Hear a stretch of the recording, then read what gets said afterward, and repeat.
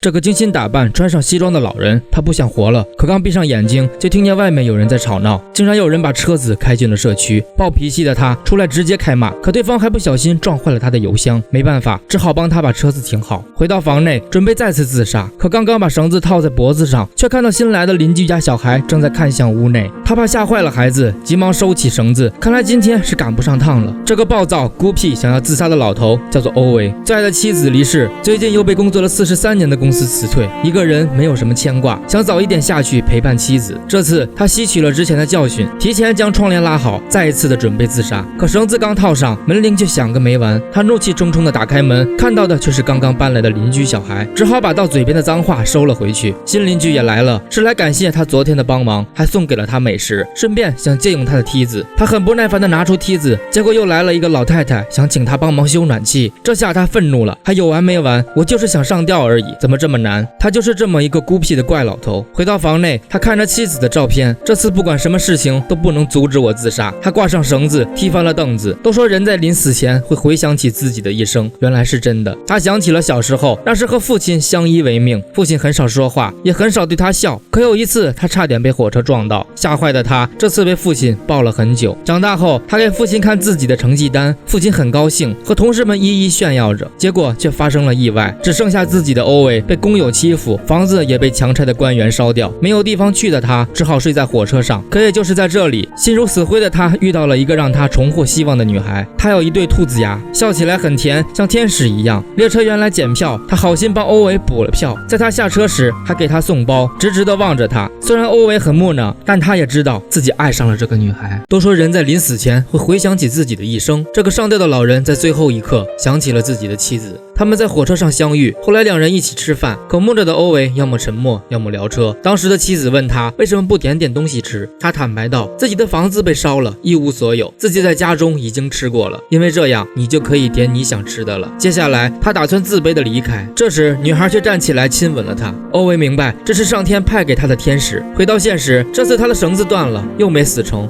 欧维决定要换一种死法，他去找邻居要回他的水管，顺便帮他修了暖气。他家有一个瘫痪的老头，是欧维的昔日好友外加死对头。欧维告诉他，世风日下，人心不古，还好我就要永远离开了。结果走的时候，他却拉住了管子，他想阻止欧维，但欧维心意已决。这次他准备用汽车的尾气自杀。他把门一关，自己静静等待着死亡来临。可刚闭上眼睛，外面就传来了急促的敲门声。欧维愤怒地打开门，想看看是谁，结果把新邻居撞得鼻血横流。她说自己的老公摔伤了，自己又不会开车，求他带自己和孩子去医院。欧维骂骂咧咧地答应了。到了医院，女人去看老公，让欧维帮忙照看孩子。两个孩子无聊，想让欧维给自己讲故事。欧维无奈地接受，结果却讲得绘声绘色，把两个孩子逗得合不拢嘴。回家后，郁闷的欧维想着今天又没死成，结果在分别时，两个孩子却抱住了他。但这并不能阻止欧维的决心，他决定换个地方，在家总是有人打扰。他来到了火车站，准备卧轨自杀，可还没等他下去，却有人捷足先登了，周围没人去救，甚至还用手机录像。欧维看不下去了，跳下站台救起了这个人，自己静静等待着火车的到来。可一转头，他好像看到了小时候的自己，他想起了父亲，这种死法会让他伤心吧。最后一刻，他放弃了。这是一个想要自杀的老头，他叫欧维。这次他准备用猎枪，这样更痛快。可有着强迫症的他，自杀还在担心弄脏家里。他用塑料布封好房间，用猎枪对准了自己。结果这次门又响了，猎枪打偏了。开门一看，是妻子生前的两个学生，其中一个被家人赶了出来，想在这里借宿一晚。欧维想起了妻子，收留了他。早上，欧维被叮叮当当的声音吵响，却看见了这个学生在做早饭。自从妻子去世，这是他第一次和人一起吃饭。吃完后，照例在社区义务巡查，而学生和小胖也跟了出来。他突然觉得自己不再那么孤独。小胖告诉欧维，他的老友要被强制送进疗养院了，这些疗养院的人专靠病人骗取资金。欧维听后非常愤怒，他给官方打电话写举报信，但都没有用。邻居知道这件事情后，问他为什么就是不愿意找别人帮忙呢？没有人能独自承担一切的，而你也没法一人承受着妻子离去的痛苦。欧维低下了头，他慢慢向邻居诉说起了自己的过去。那时为了庆祝妻子的怀孕，他们决定坐车旅游，度过一个美好的假期。可谁知在回去的路上，汽车翻进了山沟，妻子从此下身瘫痪，无法生育。但妻子却很乐观坚强，努力的学习，想成为一名教师。但无奈很多学校都不招残疾人。人。欧维知道后，愤怒的投诉、写信，最后自己冒雨安装了残疾人使用的无障碍设施。终于，妻子当上了老师，虽然分给他的班级都是问题少年，可在他的耐心开导、谆谆的教诲下，学生们都变得越来越好。欧维常常在想，妻子就是上天送给他的天使，或许妻子也不愿意看到现在这个自暴自弃的自己。隔天，疗养院来人了，但出来了一个女记者，她对负责人说：“你贪污的证据我这里都有。”对方听后灰溜溜的走了。欧维再一次战胜了不公，而这次他靠的是大家共同的努力。邻居的宝宝出生了，欧维像一个爷爷一样抱住婴儿，一种莫名的感觉在自己的心中升腾。他虽然没有孩子，但现在眼前的每个孩子都像是他的孩子。他有了牵挂，终于不再寻死，他也不再是那个孤僻暴躁的老头，变得越来越慈祥。这个雪天，邻居发现欧维并没有出现在门口扫雪，他们赶紧冲进欧维家，在床上，他们看到了已经长眠的他，但这次是自然安详的离开。欧维终于得偿所愿，去陪伴了妻子。